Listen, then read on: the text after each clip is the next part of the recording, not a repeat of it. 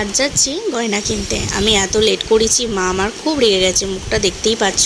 তারপরেই টোটো ধরে নিলাম, টোটো করে পৌঁছে গেলাম গয়নার দোকানে। মা তো হাই তুলেই যাচ্ছে। তারপরে একটু গলার চেন দেখছিলাম, আংটি দেখছিলাম। আজকের গয়না কিন্তু আমার বরের জন্যই কেনা। আর এই পলার আংটিগুলো কিন্তু আমার খুব ভালো লাগে, আমি একটা নিয়েছি। আর আমি এখান থেকে দুটো আংটি নিয়েছি, একটা রেজিস্ট্রির, একটা বিয়ের। এই হারটা তো আমার খুব ভালো লেগেছে, দেখো তো আমি পরেছি কেমন লাগছে কমেন্ট করে জানিও। আর এই হাতের বালাটা কিন্তু আমার মায়ের জন্যেই, মা পছন্দ করেছে আর কি। আর এই বালাটা আমার দারুণ লেগেছে।